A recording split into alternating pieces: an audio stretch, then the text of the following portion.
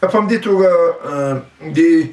مسؤلیت احساس چې هلته هر فرد ځان مسؤل احساسو او د اطاعت لپاره حدود وټاکل شول هلته چې په رواو کې به د مشرانو اطاعت کیږي په نارواو کې په هیڅ صورت کې د مشرانو اطاعت نشته په همدې توګه د بین المللي چارو لپاره نبی صلی الله علیه وسلم 109 خطونه د دنیا لویو امپراتورانو ته سیاسي او مذهبي شخصیتونو ته نبی سم خطونه ولېږل او ټول یو الله بندګۍ ته راوبلل د رسول مبارک بدلون د علمي بدلون له اسلام د مخه په عربو کې لیکو لوسنو تاریخ لیکلی دی چې په ټول جزیره العرب کې 12 تنه په لیکو لوس پیدل د نبی سم د بعثت په مهال خو ټول قوم امیو يهود بم ویل ليس علينا في الامين سبيل د امینو او د عربو د نالوستو د مال او د دې د سر په تعالی کولو کې موږ ته کوم جرم نشته يهود به ویل چې موږ شعب الله المختار موږ د الله تعالی غوره بندگان یو موږ د الله زامن یو دا د یو هغه رسول الله صلی الله علیه وسلم ته چې کله الله پاک نبوت ورکړ نو په مکه کې نبی اسلام د ارقم په کور کې لومړی مدرسه قائمه کړه کله چې نبی صلی الله علیه وسلم مدینه منوره تشریف یول نبی اسلام د هجرت نه بعد مسجد نبوي آباد کړ نو په مسجد نبوي کې نبی صلی الله علیه وسلم بعد هر سحر مانځنه وروسته د قران کریم درس کو رسول الله په محراب کې امام او په همدې توګه د الله په کور کې په جمعات کې هغه معلم او پوهان او په دې توګه د لخرو اعلی سپاساله د محکمې قاضي او ولسمشر او په دې توګه ستر شخصیت امام الانبیاء سالار انبیاء نو مدینه منوره کې د اصحاب صفه ورته وای نو التبه قطه منتظره ناستوه غیب څلوري ساعت منتظره د حکم او د فرمان لپاره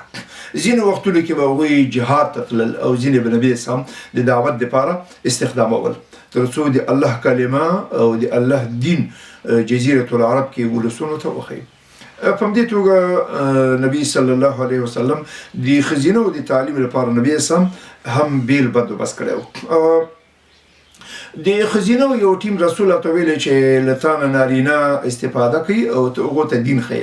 خو موږ تم په اونۍ کې یو ورځ خاصه کا نبی صلی الله علیه وسلم په اونۍ کې د لپاره نو وخت ځان کړو نبی سم خپل د دې مجلس ته ورته او ته نو تعلیم ورکاو په دې توګه د نبی سم میرمنې ام المؤمنین حضرت عائشه رضی الله عنها حضرت حفصه د نبی سم څومره میرمنې چې دا ټوله د قران معلمین وي د دین معلمان وي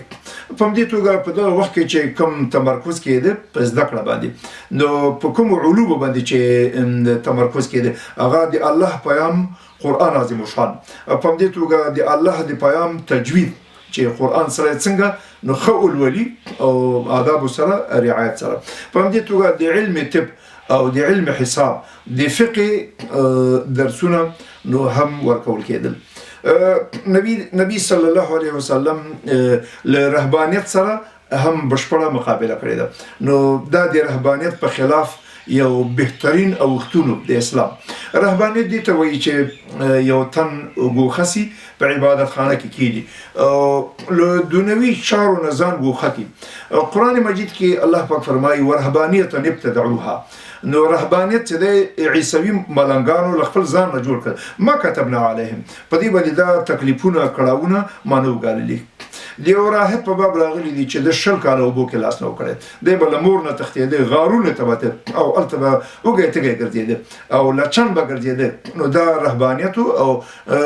لخذ سره به کار نو اولاد سره به کار نو نکاح به نه کوله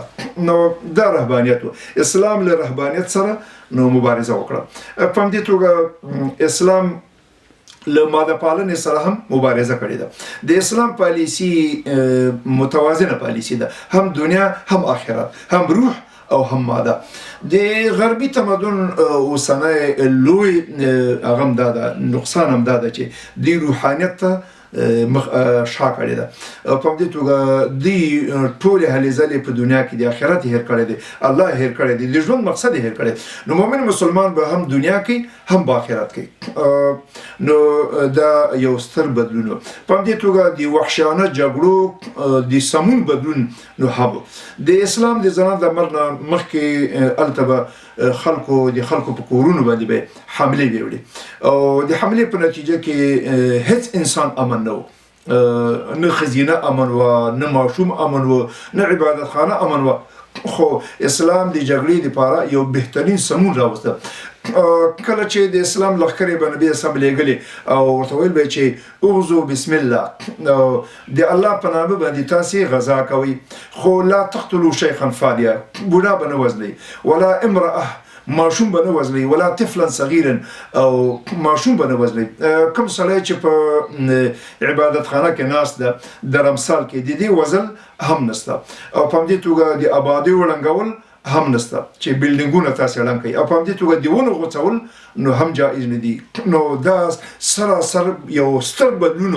نبی اسلام د جګړو وحشیانه سیستم ته تغییر ورکړ. په همدې توګه د دې بحث خلاصه نتیجه دا ده چې نبی صلی الله علیه وسلم هغه نړیوال قائد دی، هغه د نړیوالو لارښود دی، د نړۍ د ملتونو سردار دی.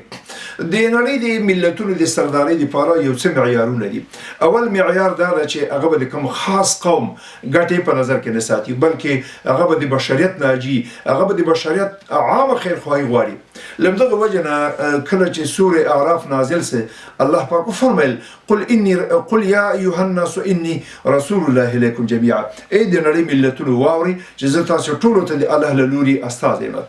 عرب قوم د رسول الله صلی الله علیه وسلم قیادت مانه، د دې زعامت مانه، او ویل سره غواړي که سپین غواړي او که ارڅ غواړي، خو راځه له عرب قوم سره په یو قومي جبهه کې کار وکړه. نبی صلی الله علیه وسلم فرمایل چې زه یوازې د عرب قوم لپاره نیم لېږل شوی، زه د بشریت ناجي یم. نو نبی اسلام د عام بشریت لارښود، د عام بشریت خیرخواه. یو